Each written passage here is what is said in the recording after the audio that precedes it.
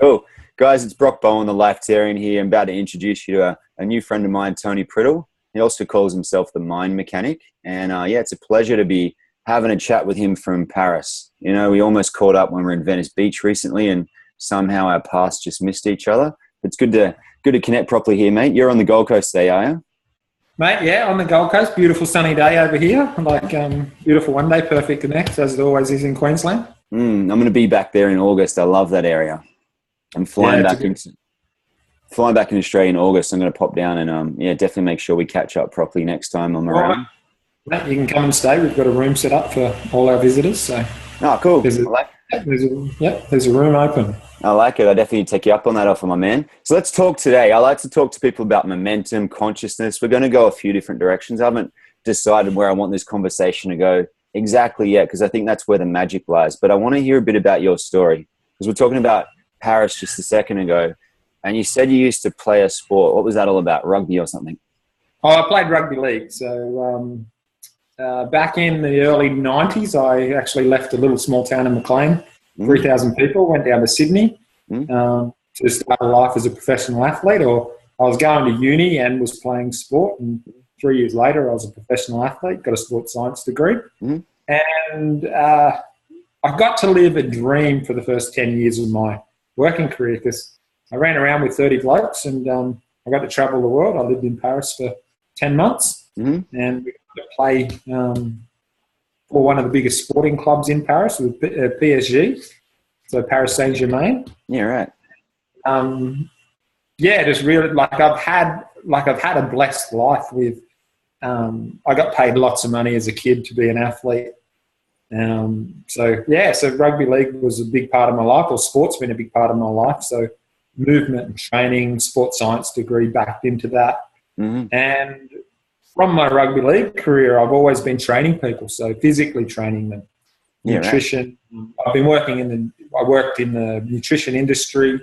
I had a personal training studio at one point, and just before I got into the mind mechanic work, I was basically a personal trainer to a multi-millionaire. I lived on his property and just looked after him and his family.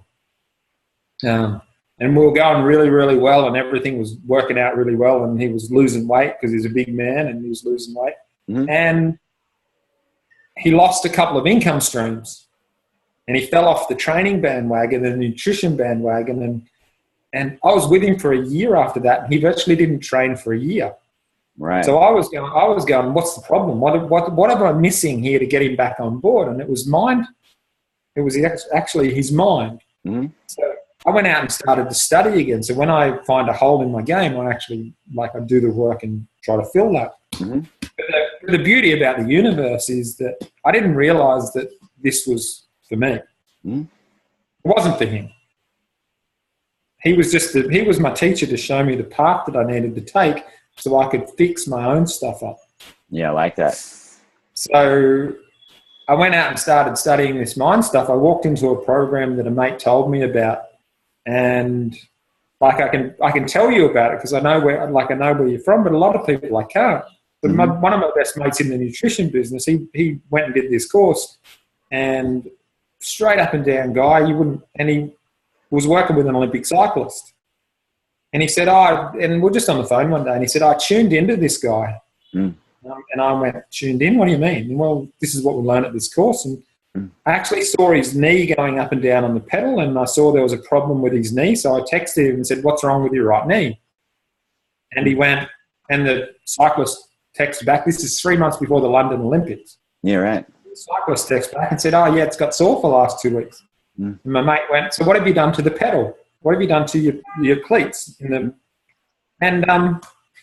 he went, I changed my cleat position 2 weeks ago. He said, change it back. That's what's causing your knee problem. And I'm sitting there going, how did you do that? That's ridiculous. He went, I went and saw these people and we did this stuff. And me and my wife just turned up to this course and paid $1,000 to go there. And we're sitting in the course and this dude's walking around, and he was doing his stuff and he's tuning into us and he's getting into our subconscious minds, and he didn't know I was an athlete. Mm. And he actually tuned into my subconscious mind and said, your subconscious mind is represented by a gym. In my mind, it's represented. And I looked at my wife and went, how does he know that? Mm.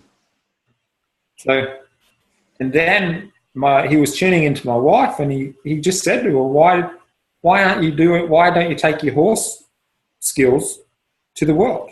Mm-hmm. And he didn't know she owned horses or we did anything with horses. Yeah. That was it. And then my wife said something that really freaked me out. She went, oh, you're just like a psychic. And I promptly folded my arms and got up and walked out. Oh, wow. So my first introduction to what we're doing now Mm-mm. was I actually got up and walked out of the course and Yeah. left. Mm-hmm. I went back 3 months later and finally sat through the 2 days of the course. Mm-hmm. And like this, though, again, it was bumping up against my belief systems. Mm-hmm. And third time, I actually got up and walked out again halfway through. Yeah, right. But I went home that night and did my first belief change, changed something in my subconscious mind, and that's where it started. So, and I didn't realize I had to work on me. Mm.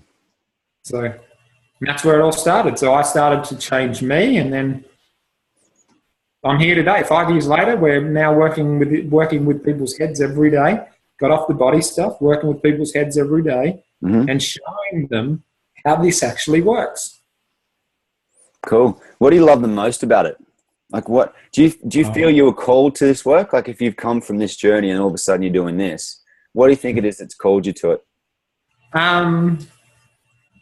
Well, through our process, we find out what our purpose is. Mm-hmm.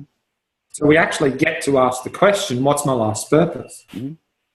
And I got shown my life's purpose about 5 years ago and had no idea how it even related to me. Mm-hmm. My life's purpose is to show people they're more than what they think they are. Mm-hmm. And that's my life's purpose. I like that. So I got shown this, and I got shown a few different things that sort of freaked me out at the time, because I got shown jets coming into Brisbane Airport, private jets coming into Brisbane Airport, me getting on those private jets and going working with NFL teams, NBA teams, Mm-hmm. European soccer teams to look after a player who's just gone into a form slump. Mm-hmm. And having the ability to turn their head around within a week to get them back on the field, because they're worth, $100,000 a week to the club. Yeah, right. So I've been shown that, and I got shown that 5 years ago, and I have no idea. I had no idea at the time how that would play out. Mm-hmm. So when you say you got shown that, you had a vision, yeah? Yeah, basically connected to the universe, asking the question, Mm-hmm. and the stuff comes in. So let's run that through, because that's something I do too. But for people watching, some people may not have had an experience of this. Some people might be brand new watching this right now.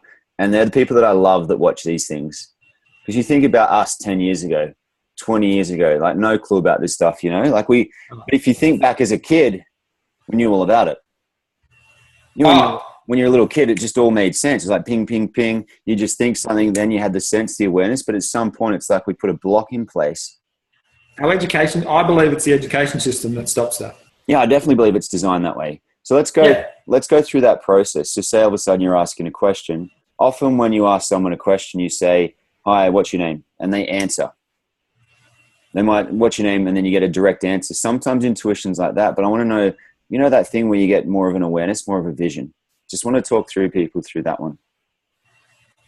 So if you understand so we actually teach people how to go in and access source consciousness or their soul or higher self or the spark of life, whatever they want to call it, Mm-hmm. God, Mm-hmm. how to access that. And it's actually a lot simpler than people think. It is really a matter of asking. Mm-hmm. So it's conscious intention, and conscious intention is now being studied. We're now seeing the studies done on mass meditation and how it can actually change the frequency of the planet. Mm-hmm. Stuff like this. So conscious intention is just a matter of asking. A meditative state is just a matter of slowing your brain down and slowing your heart rate down. Mm-hmm. And we can do it 1,000 different ways, but most of us in the West are conned that we've got to go and sit on a mat in the Himalayan mountains and sit there for 10,000 hours to be any good at it. But it's actually not true. In the West, the probably easiest way to meditate is to now sit and look at a television. Yeah, right. because it spits out hertz, about 42 hertz, and your brain will just match in with that. The problem with watching television is whatever's coming at you when your brain goes into those hertz, you're being educated by that instantly. But that's a form of meditation, and anyone who's out there who's had a partner that has been watching television and they go, they're trying to talk to them while they're watching television, they just can't hear them. They don't even respond. That's a meditation. Yeah, just so in that zone. Yeah, that's so in the zone. We talk about athletes being in the zone. Where are they? They're in a meditative state while they're under pressure. And that zone allows them, and this is what I love when I talk to athletes, that zone allows them to see so much more. The information comes in, their consciousness is open, so more information comes in. They can process more information. The opposition or wherever they are, the ball that they're playing is slower because their consciousness is opened up because they're in the zone. So all this stuff, we're conned that everything's hard and change is hard. But it's actually not. So get into a meditative state, however you want to do that. We teach a process that's really fast and easy. And when you're in that meditative state, and this is what I believe, like if you're a monk and you've been trained to meditate from the age of 4, also you probably want, and being in that situation, you're not going to have the belief systems that we get in the West because they don't watch television, they don't do all this kind of stuff. So, but here, it's got to be done a little bit differently, I believe, because people struggle to sit down and even meditate without their brain going nuts. So I believe while you're in a meditative state, hang on, get out. While you're in a so we've got 2 dogs here and they love, So while you're in a meditative state, you actually ask the questions you want to have the answers to. I think that's what meditation's for, is to give you the answers. So we teach a process of direct access. So you actually get in, connect to your soul, or the consciousness or the universe, whatever you want to call it, and ask questions to it. And once you're tuned into that, you will get the answers back. So how did I find my life's purpose? When I got the skill, when I understood where I was, when I go to these places in my mind, I ask the question, and you'll either be shown or you'll be told or you will feel it. So there's 3 ways that we can feel this stuff. And when I first started, I was very kinesthetic. I was very motion-based. So I used to feel everything first, and then I'd hear the words, or then I'd see a picture. Now, being 5 years in, I have all 3 happen all at once. So go to connecting with higher self. What is my soul's purpose? What is my purpose on the planet right now? Ask the direct question, and you'll get a direct answer. So say someone's watching right now and they want to do something right now. So 60 seconds, what would you say? Like if you had 60 seconds to spend with someone right now, you're going to contemplate that. So the easiest way to calm your mind is to breathe. We use a breathing method, 1, 4, 2. So if you breathe in for 1 second, you hold for 4, out for 2. But you're not going to breathe in for 1, so think about it as 4, 16, and 8. So breathe in for 4 seconds, hold for 16, out for 8. And this puts your body into a parasympathetic nervous system. So a relaxation mode. So 4 breaths, connect in to what you want to connect to, and then ask the question. That's what I would do.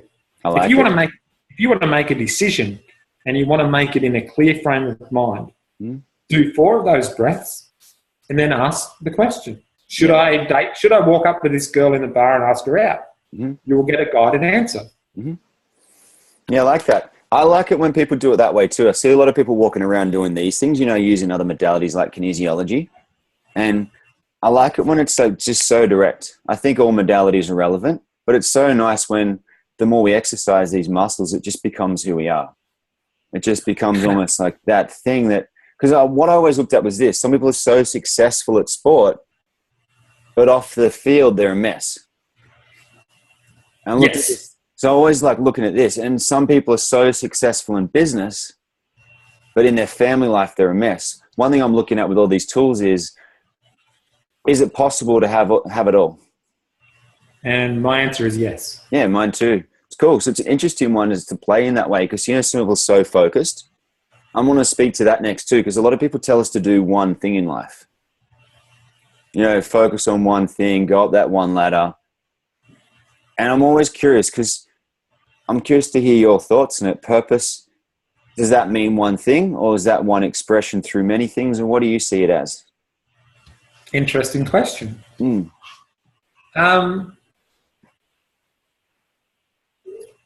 We never do one thing. Like if you're an athlete, you still have a home life. You still have, you might have children. You might have outside interests. So we're never doing one thing, but there is one focus. So when you're looking at being an athlete or a businessman or a businesswoman, there is one focus, but there is a multitude of things that are going to make your life whole. Yeah, for sure. So the guy that I was training that got me into the mind work, man, this guy can make money. But there's some other areas of your life that are lacking. And the one you talked about, athletes who, most great athletes and I'm talking rugby league now, the guys that come into rugby league, depending on their background, and now they're getting thrown $600,000-$700,000 a year. Mitchell Pearce is probably the prime example. And people around the world won't know who Mitchell Pearce is, but he is getting $100,000, like $1 million a year probably, but he needs to go out and get drunk to get out of his head. Yeah. So he can't actually, he's not big enough to absorb all the pressure that's going on around him. So his home life, his girlfriend, his the media, the fans, the sponsors, there's all this stuff going on around him, that he's a great athlete and he can do, and this is exactly what you're talking about. But there's other programming in the background, in the subconscious mind, that's allowing him not to be the best he can be in all those other areas. So that's how, yes, that I believe you can get all those areas in balance by working with your subconscious mind and actually understanding your programming and how your brain is actually developed. Because your mind controls everything. And we can go to, like Bruce Lipton stuff nowadays. He was one of the first guys in the world to look at stem cells. He was researching stem cells in the 70s, and one simple experiment changed his whole world. And he put the same stem cell in a petri dish, 3 different petri dishes, same stem cell, and he got muscle out of one, he got bone out of another one, and he got fat out of another one, and they were the same stem cell. And he went, what's this? The genes don't control what happens. It's the environment that controls what happens. So, and he's gone, and from the 70s, he's been banging his head up against the brick wall for the last 30 years because everyone was going down the genetic route. And we're now starting to find out that genes only control 1% of disease. Yeah. And the 70 to 90% is controlled by your environment. The biggest part of your environment, there's 3 parts to your environment: what you eat, how much you move, and what you think. If we look on the consciousness scale, which is the most important there? And your mind vibrates at a frequency of 400. Your body vibrates at a frequency of 200. So 200 to the power of 10 times stronger than the body. So every point on the consciousness scale is to the power of 10. So 200 to the power of 10 times mind's stronger than the body. It has more power than the body, a different frequency than the body. So it controls everything. So out of those 3, your thoughts are the catalyst. The other two will follow. Yeah, I like that. So your brain is your mind, not your brain, your mind is everything, but we don't see. No one, did you get taught how your brain worked at school? Or you got taught that there was a left and right hemisphere, and the right hemisphere was for cognitive learning, and the left was for being artistic, and we're in different sides of the brain. That's about all we learn about the brain. But how do we walk into a house and know that the couple had a fight? Mm-hmm. Everyone would have experienced that. How do we know that? Because our brain's an antenna as well. Mm-hmm. It picks up frequency. And I mean, most people would have walked into a stadium and felt the vibe, the energy of the stadium. Yeah. How do we do that? Because we're an energetic being. We're a tuning fork that actually picks up energy. Mm-hmm. Like I'm sure you'll come home and you'll know Christy's not feeling right at time. Yeah, yeah. And you'll pick it up. Everyone does this stuff, but we're not taught about it. Mm-hmm. And you're talking to an old front rower here. So the buffhead who's got a science degree, and like I learned none of this at university. I learned none of this at school. No one taught me about my brain. Yeah, no one's talking about it there. Yeah, if you want to be happy, you have to be able to control your thoughts. Mm-hmm. Like, I look at depression now, and I probably get killed for, like, people would start writing nasty things about the depression, and we can go to Joe Dispenza and look at the science of this, but depression is a negative thought loop that changes the chemical balance of your brain. So the drugs aren't going to help it. And we know this. We see the mental health issues going up in every Western country in the world. The drugs aren't helping it. If you want to get your chemical balance back in line, change your thoughts. So the chemicals aren't produced again. I like that. So change your thoughts. And want to be happy, change your thoughts. If you want to allow more money into you, look at your belief systems around money. I just happened to be lucky enough to leave school. Well, my parents are school teachers. Same as mine. Government checks every week. So I was told, got to go get an education and get a good job. So get a job that pays you regularly. I just happened to leave school and went and got paid, multiple thousands of dollars to play sport. But it was still a regular income. Yeah. You got that certainty. Yeah, there was a certainty up until a point. You get injured, you're stuffed. If you're no good, you're stuffed. But I just had the privilege of being able to do that professionally in Australia for 7 years. And I got, professionally overseas for 1 and semi-professional for another 2. So I had a decent career of 9 years. The average first grade. Let's speak to something here too. Let's go quickly just so we're snapping into it. Cultural entrainment. Say we're individually changing our thoughts and our consciousness. But, like that grandfather clock theory, you see it all the time. Like, say the room's thick, someone else walks in, they can either change the energy of the room or they entrain to it. I'm in Paris right now. You're in Australia. Everywhere has a different frequency. I want to look at that at an individual basis, because one of the driving questions I have now that keeps coming to me is, how do we positively and measurably impact billions of lives? So essentially, we're looking at how do we affect all humanity with the things that we're doing individually. So read Power Verse Force. I love that book. Yeah. So get to 1,000 on the consciousness scale, become an avatar. You will sit in your lounge room and affect humanity. That's what I have this thought as well, that when we clear something within ourselves, 350,000 to 3.5 million people get free every time. But obviously, it's even more than that. That's what I'm looking at. The level of your level of consciousness, you'll affect more people. So the higher you go up on the level of consciousness, average in the world right now is about 207, just above neutral. 1,000 being the ultimate, where you don't need your body anymore, where you're enlightened. So get up close to these levels. Get up close, 700 and above is enlightenment. I like it. So get up to those kind of levels and you will change the world by sitting in your lounge room. Yeah, I like that. So let's go through it on a daily basis. What are some of the things you're doing to increase your consciousness level? Clearing beliefs. Mm-hmm. Clearing old programming. Every time I'm activated by someone or something, Mm-hmm.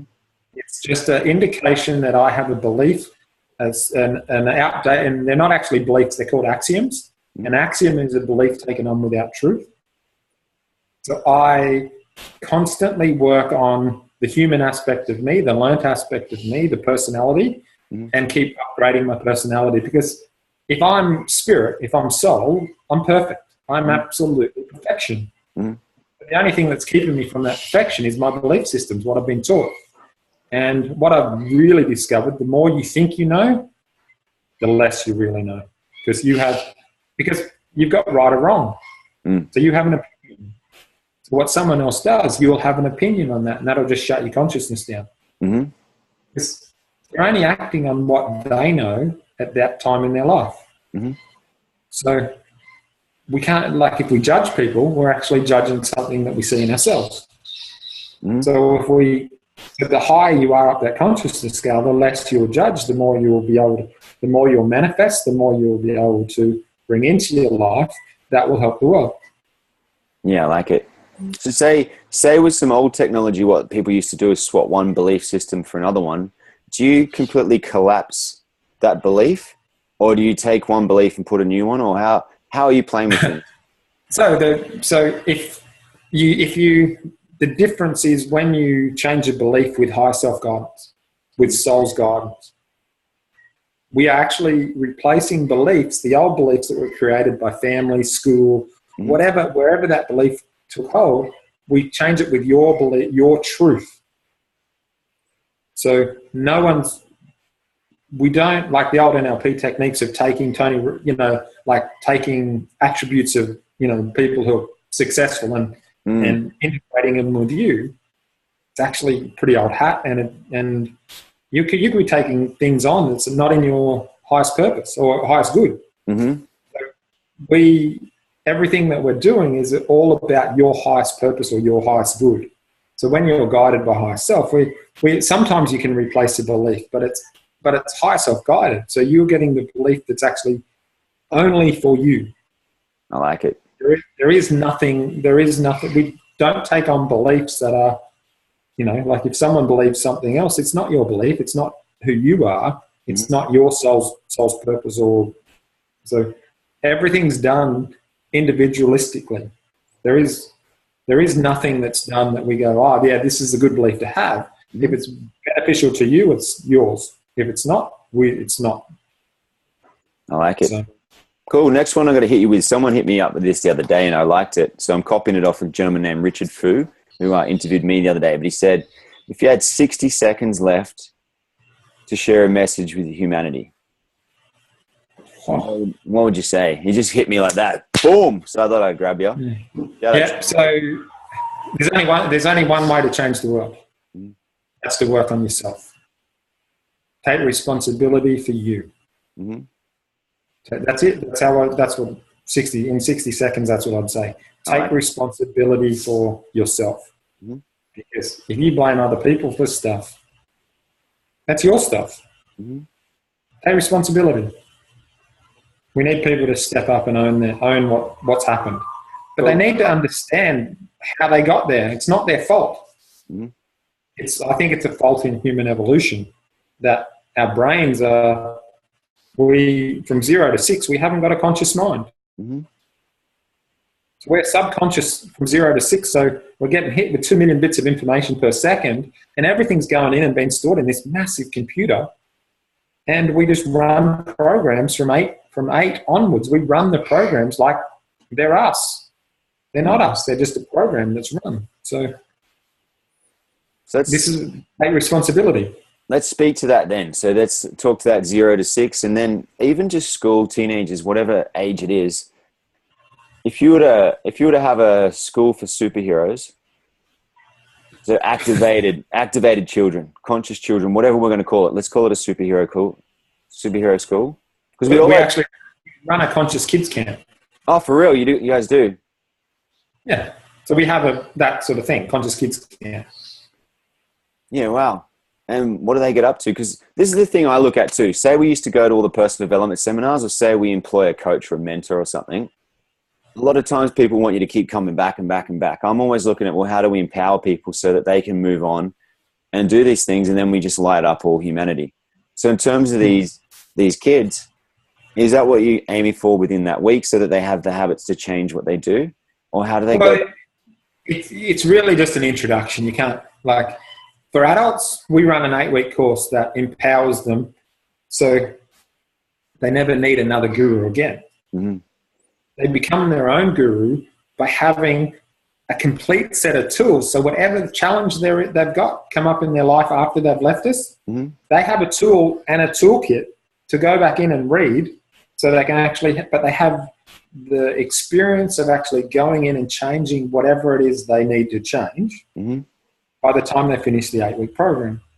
So they are going in and they leave with a toolkit.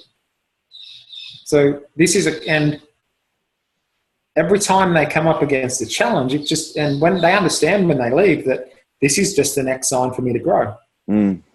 Cool. So I'm going to take out this stuff that is holding me back, and then I go up another level, and then I go up another level. With kids, it's just about starting the process of educating them about their brain and how it works. I like kids, there's no resistance to it. Kids just had a family the other day that their son got angry. And we taught him about ego, and we got him to picture ego. And the dad, after that, just went, so the kid was angry, and he said, "What's your ego doing right now?" And my ego's angry. And this is 6-year-old. And Dad said, "Well, do you want your ego to stay around?" And he went, "No." Like that. The kid changed and moved on. So as soon as he was made aware of it wasn't him, it was just anger, he was able to change it, and he just by saying no. So he moves on. So giving kids it is superpowers to be able to control their brain. Working with a 14-year-old tennis player who is getting this stuff, like weekly. She's learning weekly. She's doing her own belief systems already. Yeah, nice. So she will have her own powers to be able to control whatever comes her way. So I like that. The whole goal of basically, I believe the whole goal of self-help is to be self-sufficient. So I'm no guru. I'm just a bloke who helps people out, who's on the same level as them. I've just got a little bit further in the education right now. We've got people who are far more advanced than I am that we're teaching, but they haven't had a complete package. And what they do with this package will be mind-blowing, because they're just controlling the human aspect of themselves. I like that. And this is where we live. Do you know a lady named Glenda Anderson? No. She does a thing called Human Design System, and she's probably someone good for you to catch up with too. She lives pretty close to you. But yeah, a really interesting lady, like just some of the conversations we have.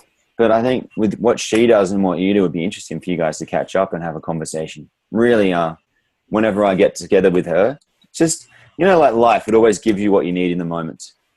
Yeah. I've had so many people bless me throughout my life. I just show up at the right time. I remember at school, I used to look out the window half the time. This is Brock at school, just like this, looking out at nature, contemplating the sky, looking at the ants crawling along and the birds flying. I was just like connected to the infinite. And then the teacher would ask me a question. I'd be like, that. I went through my whole school, topping each year and doing these different things, but almost felt like my soul was being crushed the whole time by society. And it's been interesting just to go through and find some of these tools to liberate it. So I'm so excited, you sharing this stuff with kids. Really potent to go through that. Yeah, it's an interesting journey, huh? So what? Yeah. Oh, yeah, I was going to say, we're just gone 8:30. I know you had to go to do some other stuff. But say someone wants to find you, get in contact with you. What's the process so we can make sure people are empowered to find out? So Tony Priddle on Facebook. So Tony Priddle Mind Mechanics on Facebook. TonyPriddle.com. Really simple. Just give them a name. Yeah, well. They can get to see some of the old photographs with me having hair. in my younger days. I got to watch it fall out on television. Do you, like, this is the thing working with all these things. I've seen bodies change by using these tools. I've seen people's faces change by using these tools.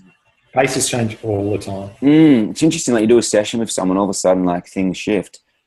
So how much do you truly believe is possible to change? There is nothing that's impossible. It's an interesting one, right? It's fun.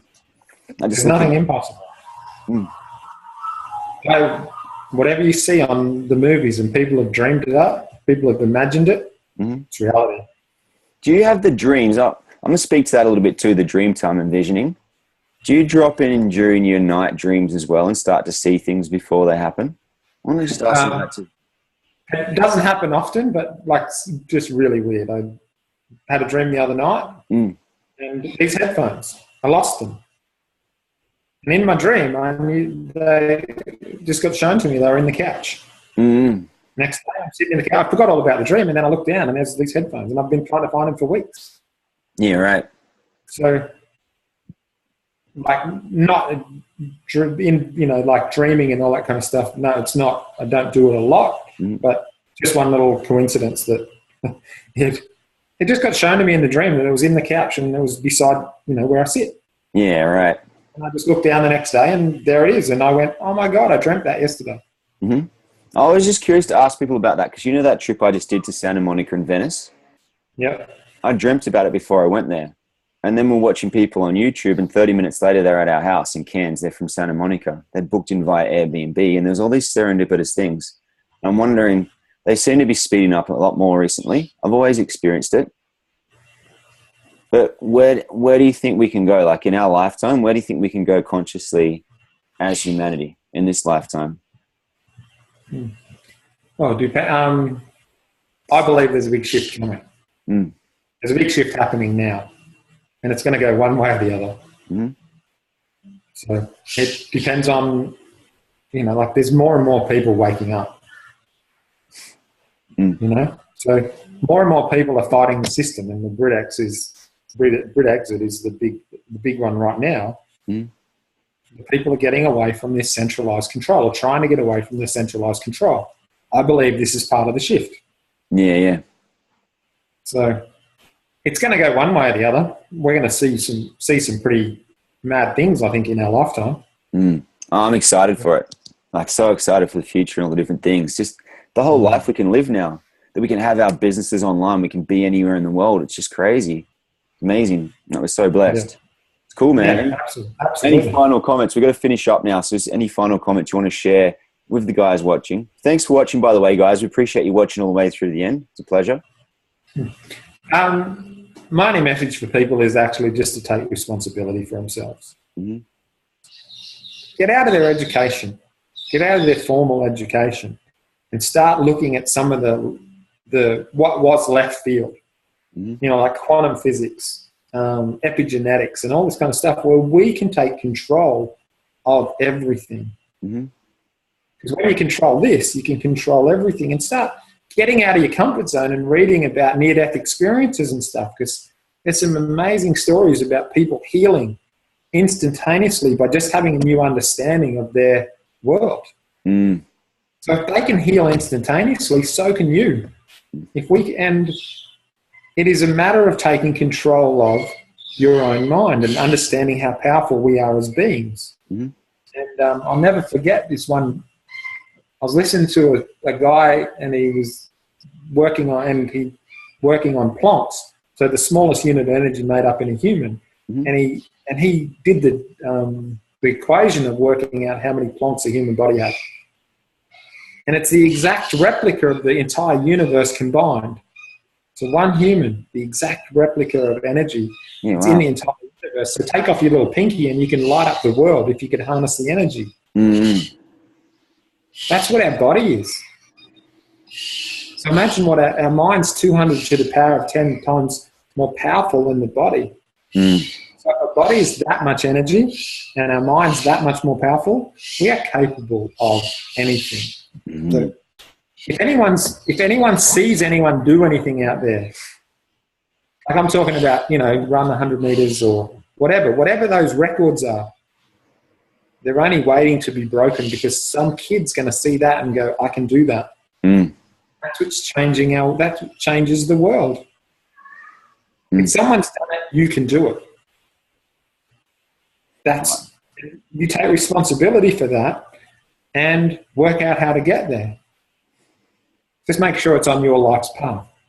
Yeah, I like that. I think that's an important distinction because I see it so much in personal development. People running around, they're trying to do the husky voice and the massive action, make their move. I want to speak to that because a lot of people, I think that slams people out of where they are. And I think it's relevant because I think so many people are so indoctrinated and trained in the system that they need someone to come over here and just go, boom. I think that's where the Anthony Robbins work and so forth seems to be relevant still. Because that's it's all different levels of consciousness. But if you know what what your purpose is, and mine's actually to show people they're more than what they are, and it's to do it through the most elite athletes in the world. So, what better way to get the elite athletes even better? So they actually can do more. Then when they do it and they talk about it, the general population will go, well, if they can do more, we can do more. Just by changing our brain, just by changing the way we think. Yeah. And so then we have athletes who are real role models because they can cope with the money, they can cope with the fame, they can cope with the women that get thrown at them or the men that get thrown at them, and they can cope with the sponsors, the fans, the doing their, to do the work, the community work and all this kind of stuff. They can cope with it all because they know they're good enough for it. The only reason they can't cope with it is because they think they're not worthy. So if it's in my life's path, I need to work out a way to get there. So I have to be human and do the work I need to get the profile I need to be able to get there. So it's not going to fall into your lap. There is an element of reality, there is no reality, but of humanness, right? So there is a density that we live in that we have to work in. Sure. So get the human aspect to be big enough to cope with the reality that you want in your work. Say when you're doing say we're doing the work with the mind as well. This is something I'm always looking at as well. If things are locked in the body and you're overriding them with the mind, what are you doing to unlock it from the body as well? So nothing can happen below the neck that isn't created in your mind. Okay. So lock in your body, it's created because of something in your mind. Yeah, I like that. It's good. Nothing can happen below the neck. I like it. So, awesome, man. Well, it's a pleasure. How do you heal from cancer? How do people just instantly heal from cancer? They change their mind. Just shifts like that. And then the DNA expresses differently. This is science now. This is epigenetics. One big shift and their DNA doesn't express as cancer anymore. So the protein, so things shift and then it can shift in an instant and then things can shift slowly. So it depends on how quickly you can change that. If you have a near-death experience and you come back and go, my God, I've been in fear my whole life and I just don't need to fear anymore, and you can shift it like that and boom. That's a pretty dramatic way to shift it. Yeah. Why not just do it? You can do it one belief at a time. Yeah, that's why I always wonder why we wait for these crazy experiences to change something. Because we're so indoctrinated into the system. It's true, huh? But it's cool. That's why I love having these conversations. I was caught up with some marvelous people online, and it was a bummer we didn't get to catch up in Venice, but I'll make sure I set aside some time on the Gold Coast for sure. But I've literally interviewed people before, and then 2 weeks later they're at my house in Cairns. I had a chat with someone, and that feeling, I had an intuitive feeling about a guy, Daniel, a while ago, and turns out his grandmother and mine had died between 100 and 101. And I reached out to him the day that his grandmother had passed away. I just had a sense, and next thing, a few weeks later, he was at my house. And it's just so fun. I always wonder, I guess it's these consciousness levels, but it's kind of like I have a theory like dolphins. We all keep coming together and finding one another. It's almost like we're finding each other, just to come and play together and go, well, what can we collectively do? And it's a different thing. It's so interesting that we all want to help each other, especially as men. Men are so often so competitive. And that thing where I just want to help you be your best. You just want to help me be my best. Were you always like that? Or did that shift? I was a professional athlete. Oh yeah, of course. I looked after my own backyard. Mm. And I wanted to kill anyone else who got in my own. Yeah, yeah. Like, it's about me being the best, not about them being the best, even though they're on my team. Mm-hmm. And I learned that when I got there. Like, man, I was really surprised how I was treated by my teammates when I got there. Mm-hmm. But that was just a reflection of me as well, I find out. Yeah, So if I didn't have the stuff inside me, I wouldn't have seen it. I get it. I like it. So, yeah. So, but having the mindset I have now, we're not competition. We're actually the same. So why would I need to fight my competition? Why would I need to fight my brother? So exciting, hey? I don't care if you've got blue skin, black skin, red skin. Underneath it, I'll rip the skin off. We're all skin and we're all blood, bone, and muscle. Yeah, man. And if you want to go back to the dot we are, the energy that we are, we're all from the same source. So how can we fight each other? Yeah. Why would we want to go and kill each other? You know, they're the things I want to change in this lifetime, like working within myself. But I can't even compute why people would go and fight one another. Well, understand the brain development as well. A 19-year-old brain's not fully developed and fully matured, and there's lack of fear. Like so who does all the crazy stuff? Who are the professional athletes? Young men and young women. Yeah. Who are the stunt people? Who goes to war? Do they recruit 35-year-olds to go to war, or do they recruit 18-year-olds to go to war? Yeah.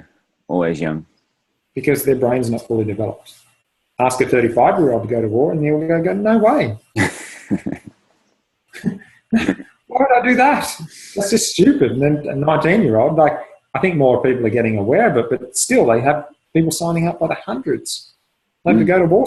Like, and do, like if a war happened when I was 18 or 19, I probably would have went too. Yeah.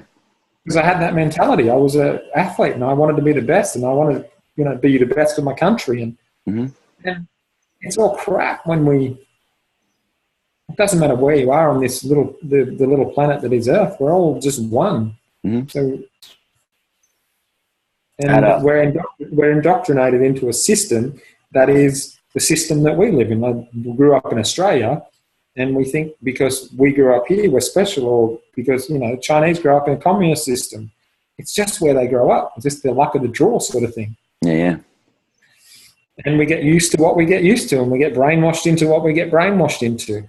So the more you know, so that's the other thing I'd actually tell people to do. Forget about everything you know that you think's true. Because it's not. I like that. Great comment. At 17, I was a poster boy for the Army. I actually got recruited for ADFA, the Australian Defence Force Academy. And literally maybe a week or two before it, ding, just popped into my head. I'm like, what the fuck am I doing? That's crazy. Like, I don't want to do that. Yeah. Go and get trained to go around the world and kill people. Even though I'm, like, by all their measurements, leadership, intelligent, empathy, all the different elements, I'm their poster boy. I just snapped out of it. And it's interesting that at 17 or 18, I just had that thought. I don't know where it came from. I don't know why I had it, but my life would have been on a different tangent for sure. Well, absolutely. And I don't, the people who are in the Army, I wouldn't do it.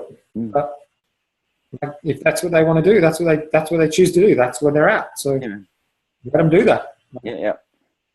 It's perfect. So it's interesting, that one. So many times we want to change everyone else, but then just working on our own thing. So I'm always curious about like seeing who shows up in my world and your world and the different things. It's exciting. We can't change anyone unless they want help. So that's a prerequisite of coming to work with us. You've got to actually want to change. Have you had that too before? I've had it where in Cairns there's been different people that have come to me and they've been able to change lots of things. And all of a sudden when the next person has cancer, it's almost like there's a lynch mob of people who want to come and have me rescue them. Not at once. It hasn't happened for a long time now. I think I've cleared that. I was just curious if you ever had that before. It's probably about 2 years ago where the woman, I had a conversation with her And I said, what do you love about cancer? What are you dying to get out of? It was so clear she wanted to die. And you could see the patterns of abuse and stuff that she'd experienced. And she was like, I'm fucking done. And you could go in there and change it, but I almost feel like it would come back and bite me. You can, if she's done, she's done. Mm. Like, it's doable. You can change it. But if they don't want to change it, that's their stuff. And you just got to walk away. Mm. I like it. I've seen things more as being a catalyst lately. If people choose to change something, fantastic. Let's help. They've got to choose. Like, you can't, you literally, like, we can actually go into someone's subconscious mind and help them change beliefs, but will it stick if they don't want to stick? No. Mm. It will stick if they want it. Yeah, I like it. So when they change themselves, different story. Like when we teach them how to do it themselves, different story. So. Pleasure chatting with you, mate. I'm really keen to continue this, having some cups of tea, chatting more, and I just know, like, with some of the stuff I know and you know, but we don't know, bring that all together. It'll be interesting when we catch up in person. And I'm looking forward. Yeah, so when you're out, just come over. No problem at all. Yeah, man, I'm looking forward to it. We'll continue the conversation. Yeah, looking forward to it, mate. I appreciate your time today. And guys watching, just check him out. Have a look at some of the things. I'm sure if you look up Tony on Facebook or his website, there's just some different tools that you can use there. And we've suggested some in the call today. But it's just good. The more of us that do this, the easier it gets. This is what I noticed. The more of us that are doing the work on ourselves, that entrainment becomes that thing where all of a sudden you're a beacon. All of a sudden you're just around people and things shift just because you're actually being you. And it's an interesting one. It's just what I've been noticing more and more. So, I appreciate you doing what you do, man. It's an honor to chat with you. And thanks, guys, for watching. See ya.